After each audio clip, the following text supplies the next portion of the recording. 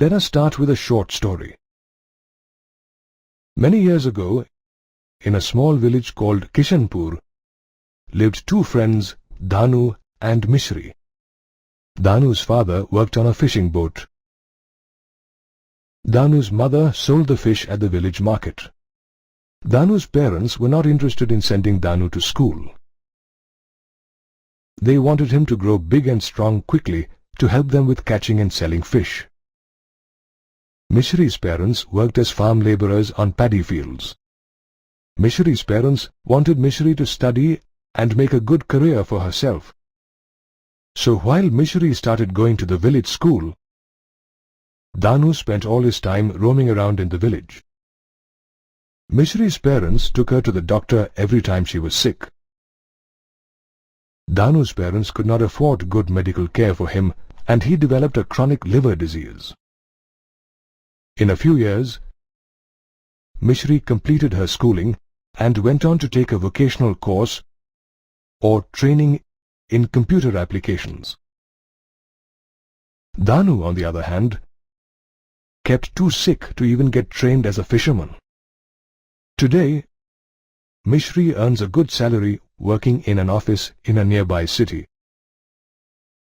Danu makes a meager living selling fish in the village market. Both Danu and Mishri came from the same village and from quite similar family backgrounds. So, why is Mishri's present situation far better than Danu's? The three things that made Mishri achieve a better position in life than Danu are education, good health care, and training. Uneducated, untrained, and unhealthy people like Danu are a nation's liability. Such people find it difficult to care for themselves and can do little for society. On the other hand, educated, trained, and healthy people like Mishri are an asset to the nation. These people not only make a good life for themselves, but they also contribute to the betterment of society. Education, good medical care, and training are the three investments that transform people into assets or resources. Such educated, healthy, and well-trained people constitute the human resource or human capital of a nation. India's rising population is often seen as a problem. It is considered a liability to provide such a large number of people with food, education, health care, and skills. However, the fact that an educated, skilled, and healthy population contributes tremendously to a nation's productivity is often overlooked. In fact, the investment made in educating and training people and providing them with health care is more than recovered by the higher productivity of a healthy, skilled workforce. Great importance is attached to resources like land and physical capital like money and machines. However, imagine what would happen to these resources without human capital.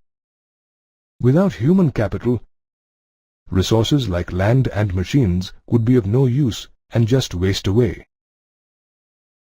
This is because human resources put other resources to productive use, and not the other way around.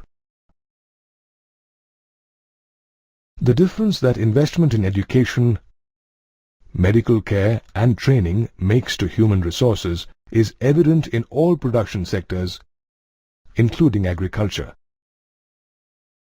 The Green Revolution in India is a direct result of better knowledge and techniques provided to farmers. For many industries like the IT industry, skilled manpower or human capital is more valuable than machines and equipment.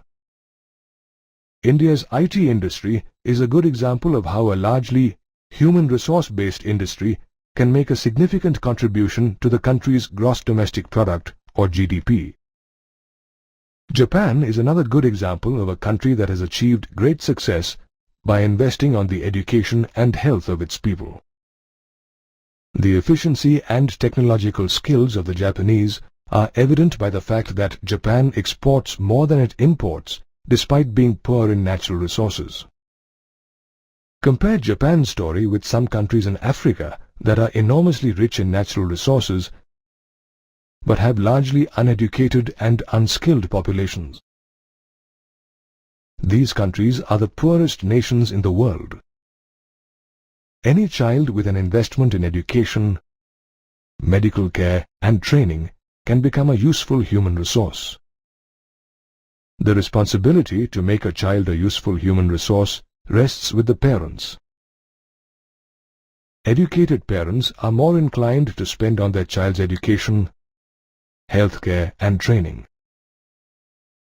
The child who grows up to be a good human resource similarly takes care of his children. This forms a virtuous cycle.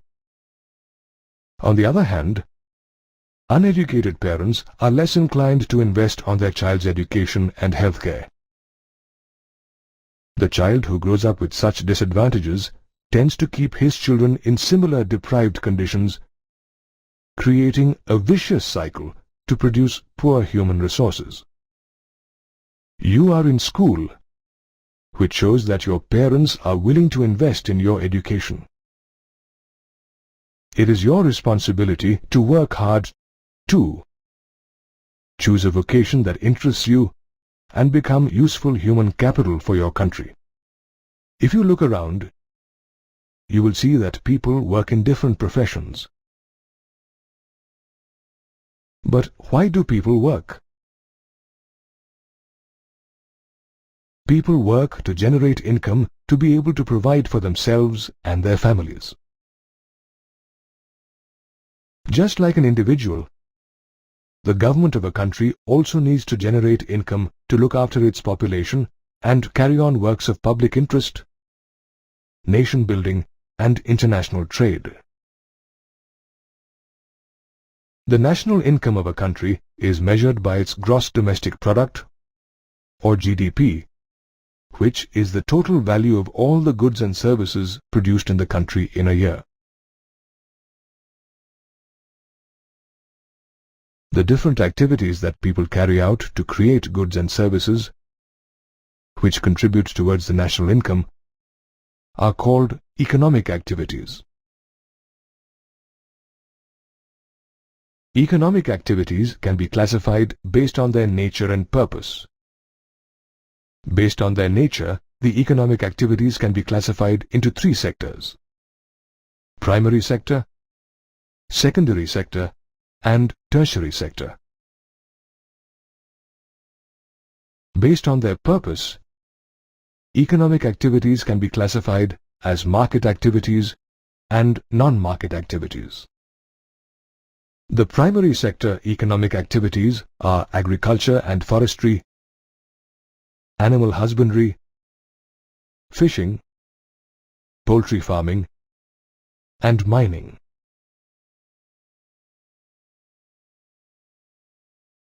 The secondary sector economic activities include quarrying or mining of stone slabs and manufacturing of goods.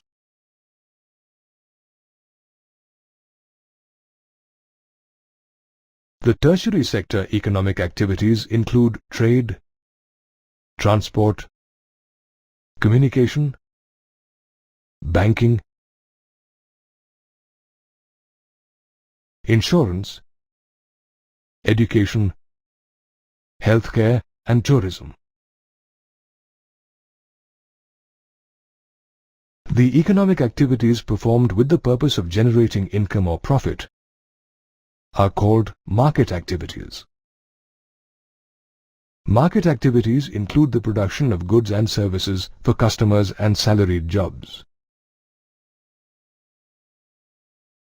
The economic activities performed with the purpose of producing or gathering things for self-consumption are called non-market activities. Non-market activities include small-scale farming, fishing, gathering jungle produce, and processing raw food by cooking.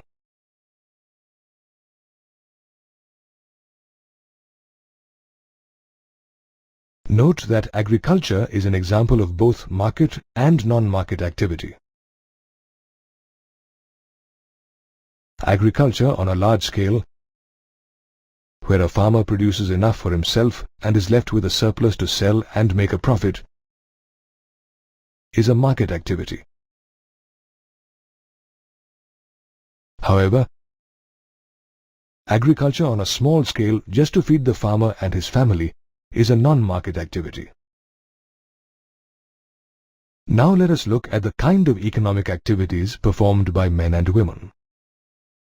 These are a little different, as traditionally we have separate roles defined for men and women in a family. In our society, men are expected to go out and work to earn money and provide for the family. Women are generally expected to stay at home and look after household chores like cooking, cleaning, washing, and looking after the children. The men get paid for the work they do. Their work contributes to the national income. However, the women never get paid for the hard, back-breaking housekeeping work they do. Their work does not contribute to the national income. Times have changed now, though. Today, women also go out, work, and get paid just like men. How much a person can earn depends on his or her education and vocational skills. A large number of women with poor education and skills are employed in the unorganized sector doing manual labor like rolling incense sticks, making matches, and picking tea leaves. This has several disadvantages. The main disadvantages for women employed in the unorganized sector are less wages than men, low and irregular income, no job security and legal protection, and absence of basic facilities like maternity leave, medical care, and child care. However, women with higher education and advanced skills secure high-paying jobs as teachers, doctors, and administrative officers in the organized sector. In jobs in the organized sector, women get paid at par with their male colleagues and enjoy all the benefits of a secure job. In line with the modern Indian philosophy of providing equal opportunities to men and women, the highest public post of the President of India is occupied by a woman, Srimati Pratibha Devi Singh Patil. Education, healthcare, and training make a population an asset to a country. Thus, these are the three factors that determine the quality of a nation's population. Uneducated, untrained, and unhealthy people find it difficult to take care of themselves and can do little for society.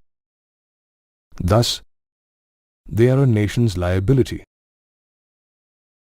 Why is education so important? What does it do to make you an asset to your nation?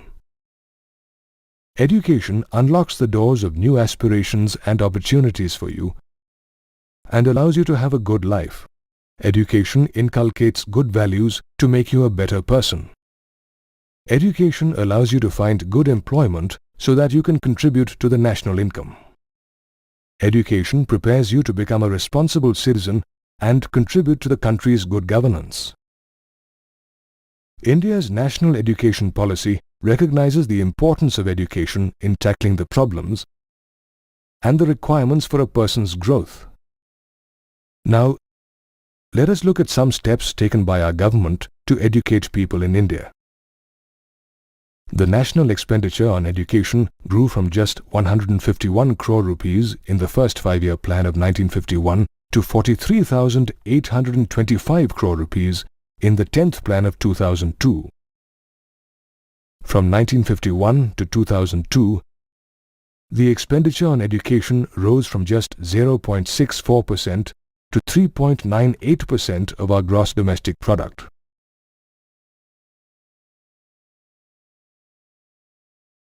The government is in the process of establishing Navodaya Vidyalayas in every district of the country to provide universal access to education to all children, with special emphasis on girls. The central government has also launched the Sarva Shiksha Abhiyan in partnership with the state and local governments. This is a time-bound initiative to provide free, compulsory elementary education to all children between 6 and 14 years of age by 2010. The 10th Five-Year Plan for 2002-2007 focused on increasing the enrollment of students from 18 to 23 years of age in higher education. The 10th Plan also aimed to combine formal, informal and distance education to provide better access to education to students in all parts of the country. The government aims to provide vocational training even to high school students. However, many well-paying skills are acquired through higher education in colleges after school. The number of universities and colleges of higher studies have grown in number since 1951. Still, these are not enough to accommodate all the aspiring students in the country.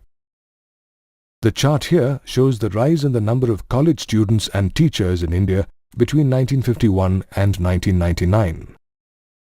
Clearly, the number of teachers has not increased in proportion with the large increase in the number of students. The state of education in a country is measured by its literacy rate. Let us see the trend in the literacy rate of India. The chart here shows the change in the literacy rate in India from 1951 to 2001. You can see that the literacy rate is continuously on the rise. You can also see that the literacy rate is higher for the male population than for the female population. This is mainly due to the tradition of less emphasis on education of girls. Fortunately, this trend appears to be changing.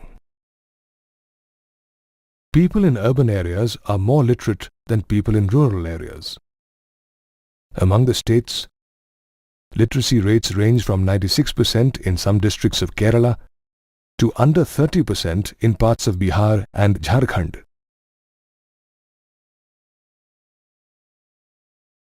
After education and training, let us move on to health. Why is staying healthy important for you? Good health allows you to fight illness and perform to your full potential. Good health allows you to work more efficiently and be an asset for the organization you work for. Besides career opportunities and growth, good health is important for your overall well-being as an individual. Our national health policy aims to make healthcare and family welfare programs more accessible to people and provide them with nutritional guidance with special focus on the poorer sections of society. There has been a tremendous increase in the number of healthcare institutions in India in the past few decades. Health sub-centers, primary health centers, and community health centers catering to the rural population have grown in large numbers. A good indicator of the increase in health facilities is the number of hospital beds available in India. Indian doctors are renowned the world over for their expertise.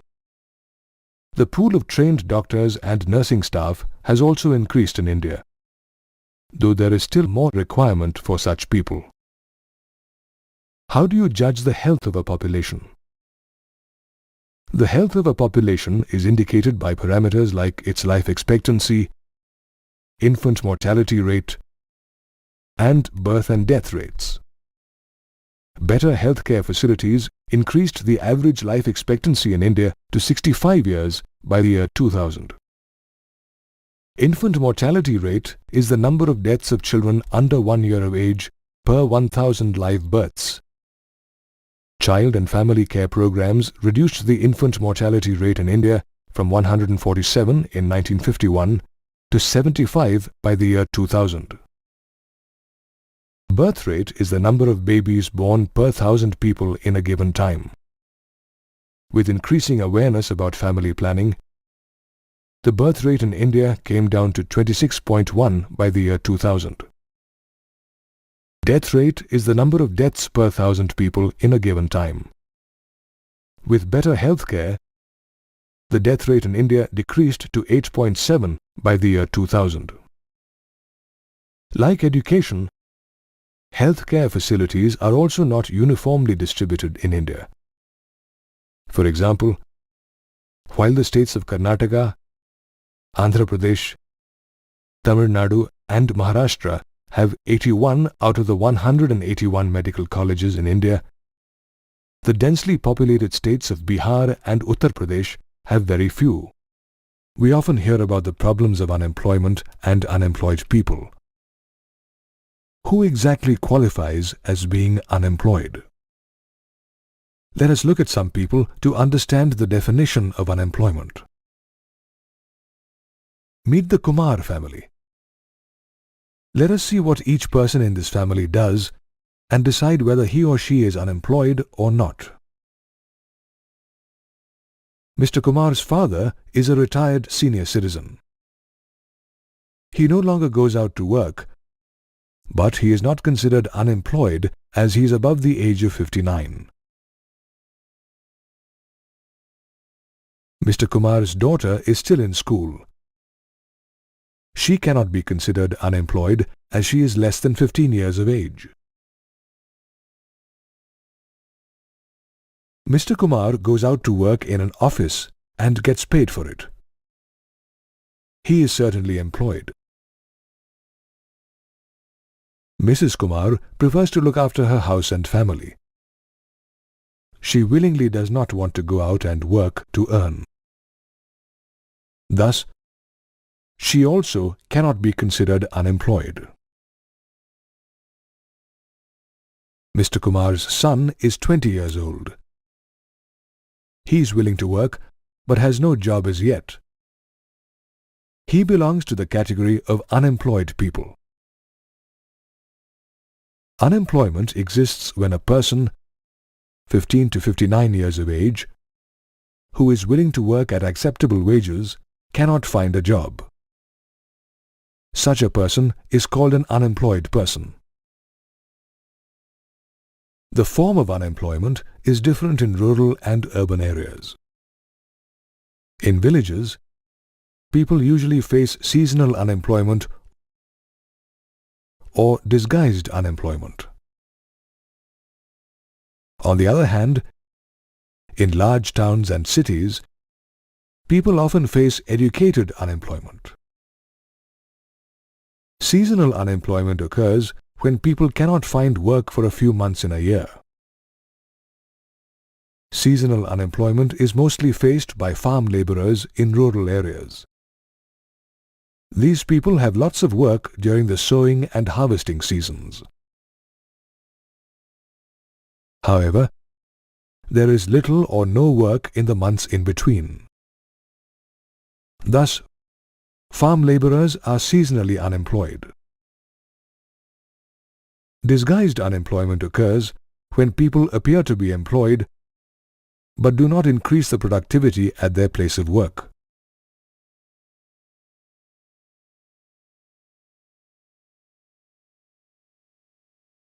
To understand disguised unemployment, let us visit Ramdin, a farmer who works in his field. Ramdin's wife and his 3 sons also work in the same field. Ramdin's field is small. It requires the labor of only 3 people, but actually 5 people are employed on it. The work of 2 extra persons does not increase the productivity from the field. Thus, 2 people in Ramdin's family face disguised unemployment. They just appear to be employed. Disguised unemployment is easier to bear because each person has a share in the produce. However, this sharing does not improve the condition of the family. Eventually, people facing disguised unemployment have to find other work where they can actually be productive.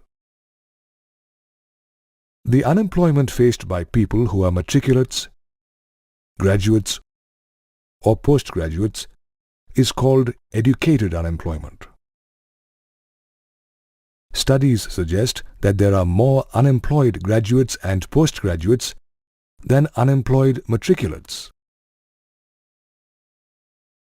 The manpower situation in India shows a conflicting picture.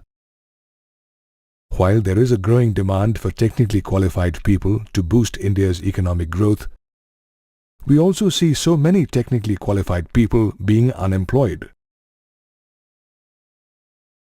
Unemployment is a cause of many social evils. It wastes precious human resources, making people hopeless victims of depression and a liability to the nation. Unemployment creates what is called an economic overload.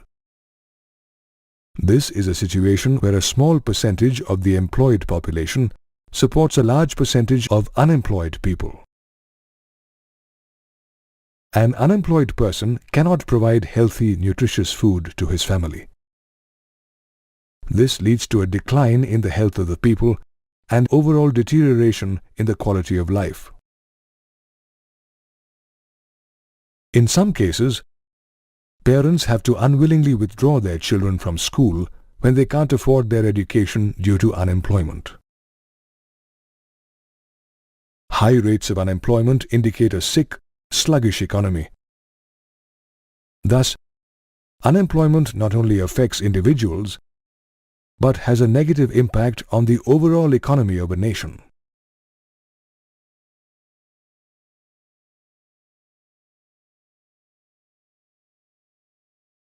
At 7.2%, the unemployment rate in India is comparatively low in the world. However, many people in India do not get the opportunity to work at their full potential and to earn the income they deserve. You already know that economic activities are divided into primary, secondary, and tertiary sectors. Let us see which activities in these sectors employ the largest number of people.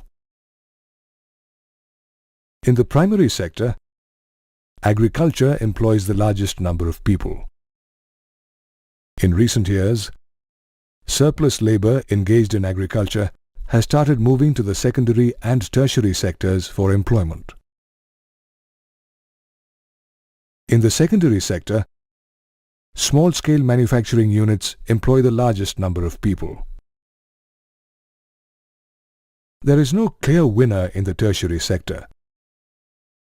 However, this sector has opened new avenues like biotechnology and information technology to generate a large number of jobs for people.